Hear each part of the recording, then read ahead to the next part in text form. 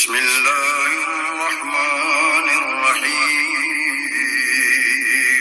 شروع اللہ کے نام سے جو بڑا مہربان نہایت رحم والا ہے۔ یا الہی جب تک میرے بدن میں جان رہے، میری یہ تمنا ہے کہ میرے لب پہ تیرا قرآن رہے،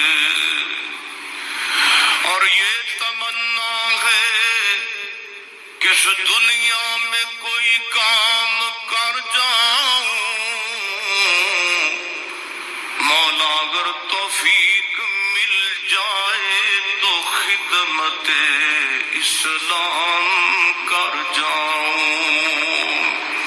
اور یہ تمنا ہے کہ تعلیم قرآن عام ہو جائے، مولا یہ تمنا ہے کہ تعلیم قرآن عام ہو جائے، تمام پرچموں سے اونچا پرچم اسلام ہو جائے۔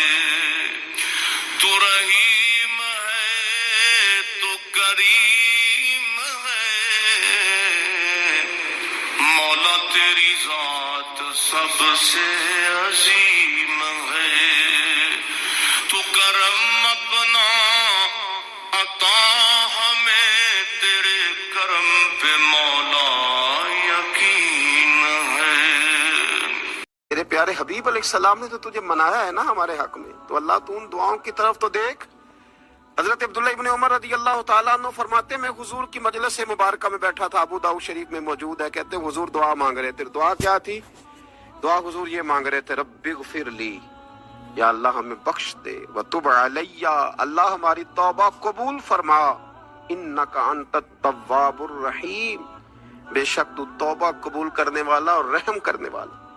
حضور دعا مانگ رہے تھے، اے اللہ رب اغفر لی، یا اللہ ہمیں بخش دے، وتب علی، اور ہماری توبہ قبول فرما، انک انت التواب الرحیم، بے شک تو توبہ قبول کرنے والا اور رحم کرنے والا۔ حضرت عبداللہ ابن عمر فرماتے اس ایک دعا کو ایک ہی مجلس میں ایک ہی جگہ بیٹھ کر میرے نبی پاک نے اپنی زبان اطہر سے 100 مرتبہ ادا فرمایا۔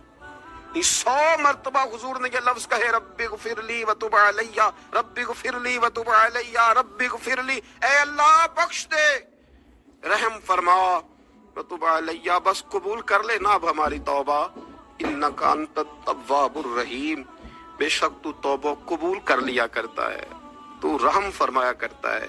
ایک ہی مجلس میں 100 دفعہ حضور نے دعا مانگی، دعا مانگ کے پھر دعا مانگی، اور دعا مانگ کے پھر دعا مانگی۔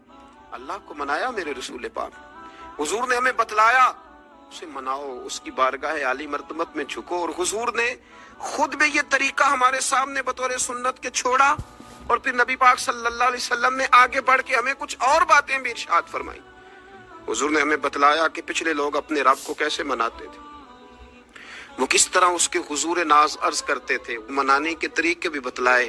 فرمایا جب ماں باپ دعا مانگیں گے اولاد کے حق میں تو وہ مان جائے گا۔ حضور علیہ السلام نے فرمایا جب مسافر دعا مانگے گا تو اللہ مان جائے گا۔ فرمایا میرے رسول کریم نے کہ جب بیمار دعا مانگے گا تو اللہ مان جائے گا۔ اور سید عالم علیہ السلام فرمانے لگے جب تمہارے ضعیف، کمزور، مجبور لوگ دعا مانگیں گے تو اللہ مان جائے گا۔ اور حضور نے فرمایا جب تم فرض ادا کر کے دعا مانگو گے تو اللہ مان جائے گا۔ اور میرے محبوب نے فرمایا جب پچھلی رات اٹھ کے تم اس کے حضور عرض کرو گے تو وہ تمہاری دعاؤں کو قبول کر لے گا، وہ تم مان جائے گا۔ اور حضور نے ہمیں دن بتائے، فرمایا جمعے والے دن مانگنا مان جائے گا، شب قدر کو مانگ لینا مان جائے گا، شب برات میں دعائیں کرنا وہ مان جائے گا، رمضان کی راتوں میں مانگنا مان جائے گا، قرآن پاک کے ختم کے موقع پر دعا کرنا مان جائے گا۔ طریقے بتلائے۔ اب یہ ہے کہ ہم نے تو مانگنا تھا نا اس کی بارگاہ میں، ہم نے تو حاضر ہونا تھا، ہم نے تو جانا تھا، اب ہم نے آگے بڑھنا ہے، اس کے حضور عرض کرنا ہے۔ حضور نے ہمیں بتلایا کہ مومن متقی ہوتا ہے نا، پرہیزگار ہوتا ہے، تو اس نے کچھ نیکیاں بھی کی ہوتی ہیں، جس طرح اسے اپنے گناہوں کا پتہ ہوتا ہے نا، تو اسے پتہ ہوتا ہے کہ نہیں